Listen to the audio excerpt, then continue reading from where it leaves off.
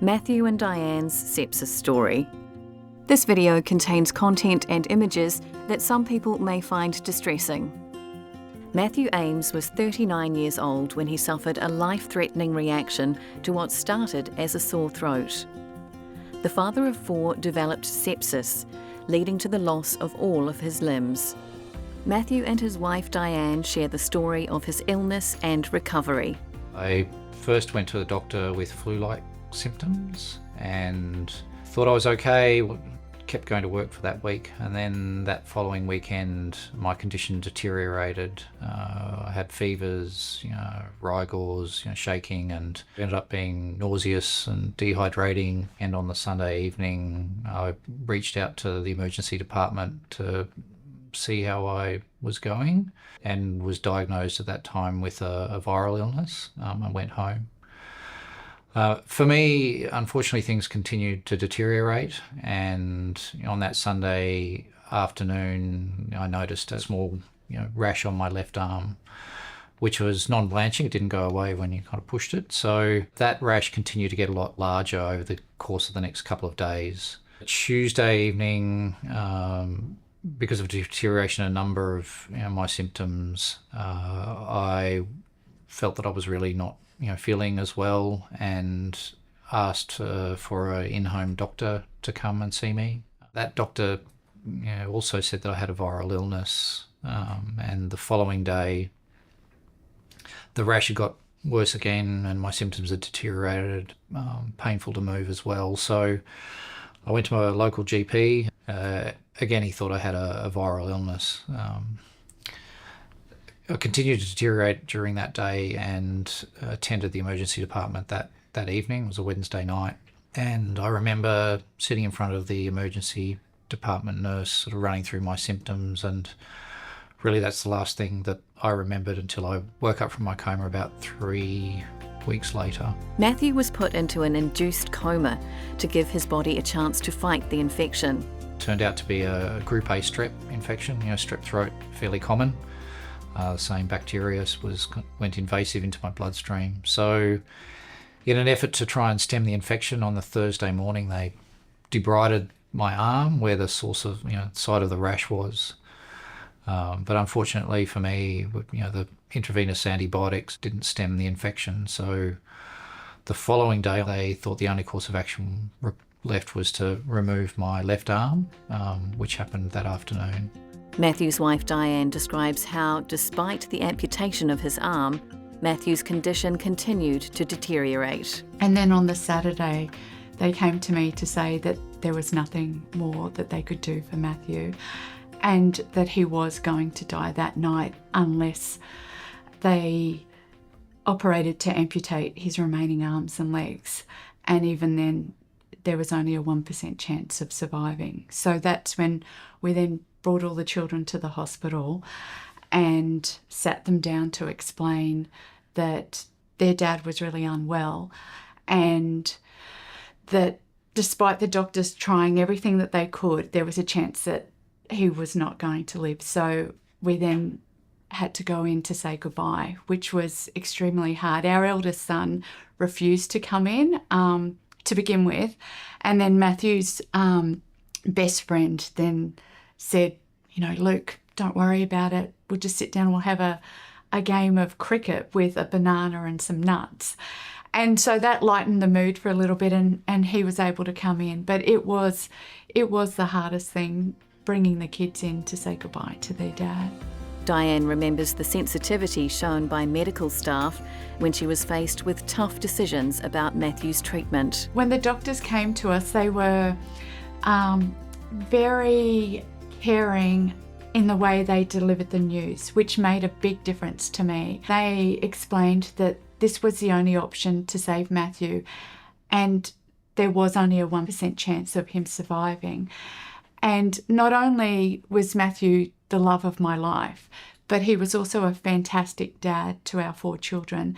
And I knew that our lives would never be the same after this operation, but I would never want to go back to the children and say, in time, there was a 1% chance of saving your dad. His life would be tough forever. And I didn't take it. I knew that it really wasn't an option. Diane was supported to deliver the news to Matthew about his amputations when he woke from the coma. I wasn't doing this alone. I was there with Matthew's mum and dad, the social worker who was dedicated to our family, the ICU doctors, the ICU nurses. There was a huge team of people around this bed that were all there to support me. And the thing was, it was to be me who was to lead. But when it was too much for me, then I had other people that could step in. Matthew's recovery. It was so lovely when Matthew woke up. All we had to communicate with were his eyes because everything else wasn't. Had tubes in it. He couldn't talk, and I knew straight away that we had Matthew back. And I could tell from his eyes that he clearly understood. Even though he'd been in this drug haze, I just stepped him through what had happened and how he progressively got worse. And he was very accepting of everything that I was telling him.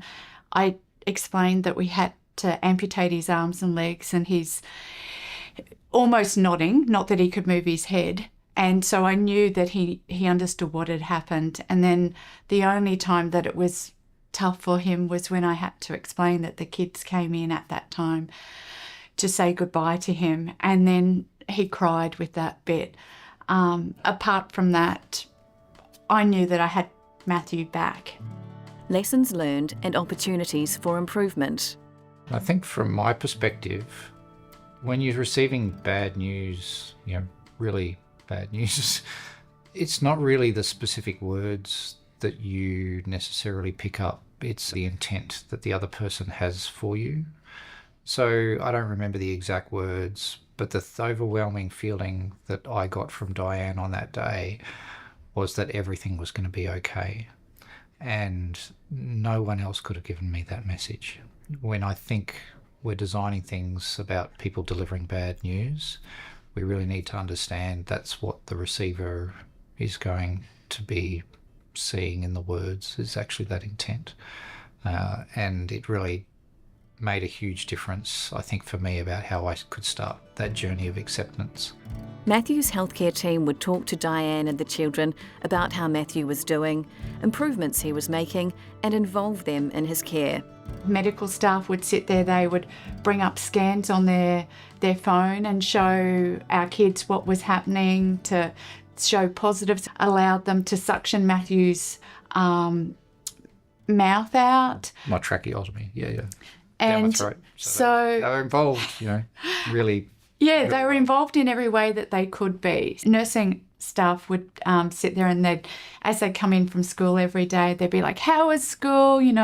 It was not a quiet ICU environment when we were there, but nobody ever seemed to worry about it for us. Our kids felt fully involved, and then when Matthew moved from ICU to rehab, the involvement was exceptional again. I don't know if there were rules broken, but they were. I think they probably were. They were really flexible, and it made it all the difference. Matthew ended up spending about 9 months in hospital. Being able to stay connected to his children gave him the drive he needed during his recovery. When I got to rehab, there was a fairly big room, and it had one of those beds that pulls out of the wall for a visitor to be able to sleep in. It was a double bed.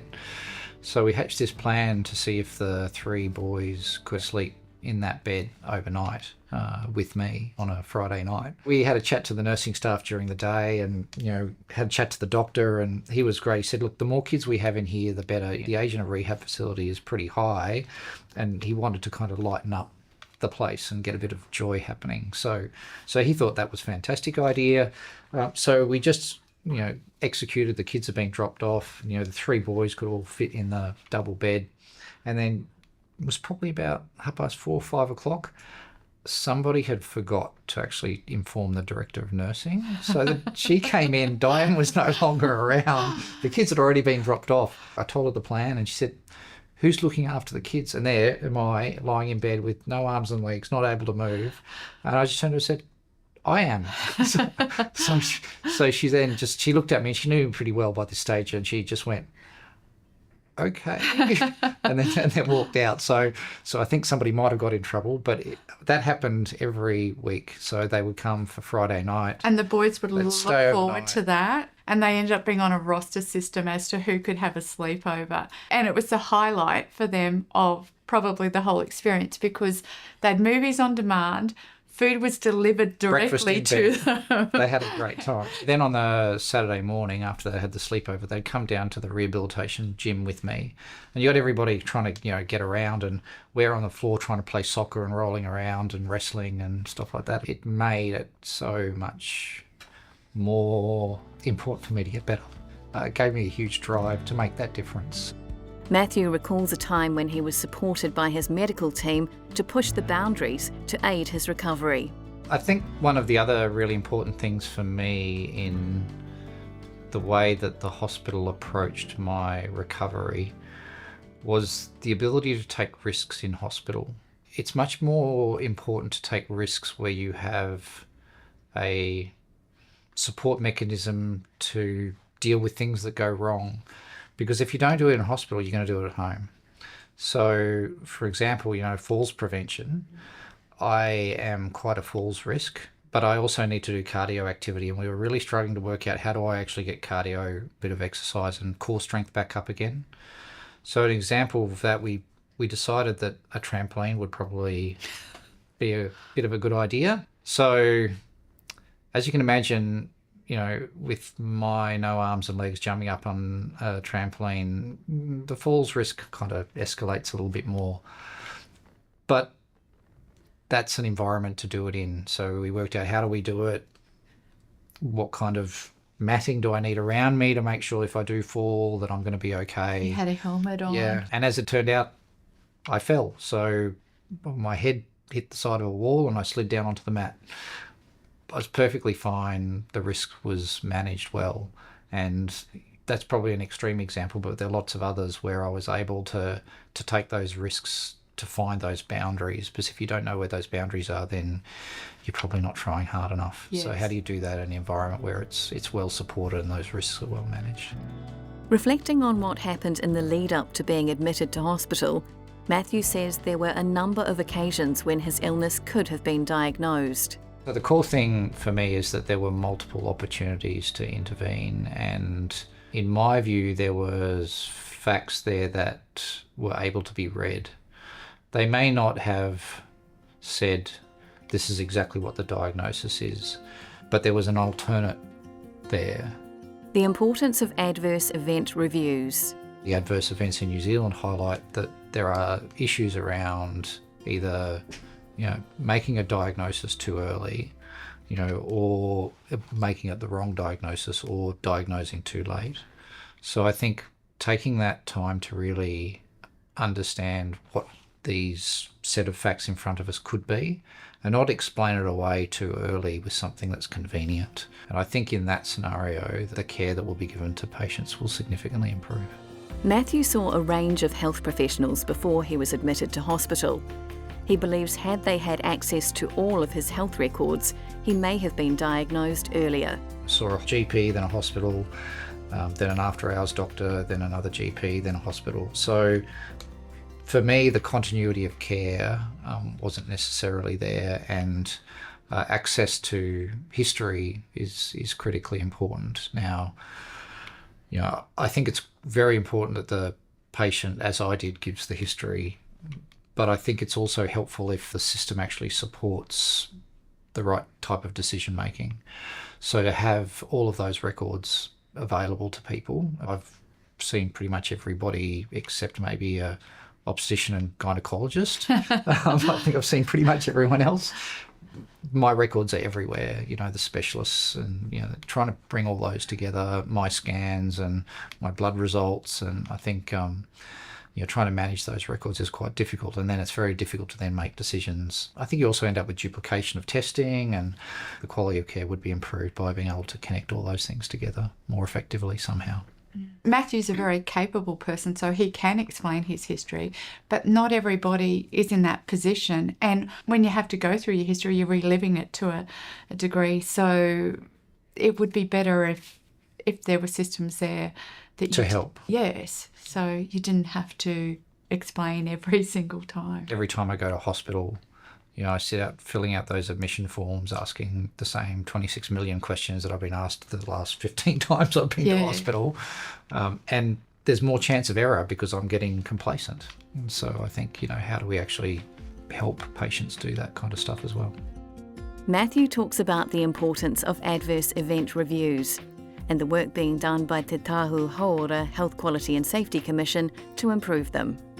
It does remind me a lot of the things that I've seen over my career. I worked for 20 years in the oil and gas energy industry, where unfortunately things have gone wrong on many occasions. One of the things that I do see is that there is a conglomeration of what is happening. So what are the actual things that are happening? And that's always the first step, which I think is fantastic. I think the challenge is simply going to that why. Why are there problems with diagnoses? And also continuing to ask why. So I have no idea the answers to those questions, but why may there be misdiagnoses as well?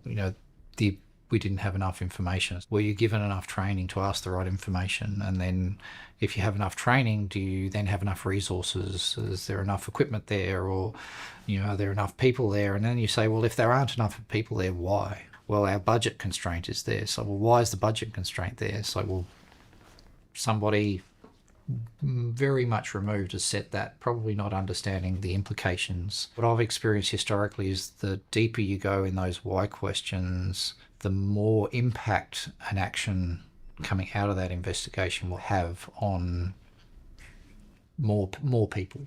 The difficulty is there's always multiple things that are happening. It's never, in my experience, ever been one. So how do you get a consistent view? There might be, their top three, look for themes. Are we resource constrained? Do we have an issue around training or competency? Those kinds of system-wide changes, I think is the real challenge to find. And I don't underestimate the difficulty of doing that. But I think it really starts at the top, where people who are hearing the information must not accept simple answers to the investigations. They're always complex things. There's never a simple answer, and it's not about finding blame. It's not about finding who did this wrong. It's actually about preventing things in the future, and to do that, you've really got to find those deep root causes, which is the needle in the haystack, and it's hard, but it's very much worthwhile doing. Thank you to Matthew and Diane for sharing their story. Find out more about sepsis on the Te Tahu Hauora Health Quality and Safety Commission website, hqsc.govt.nz.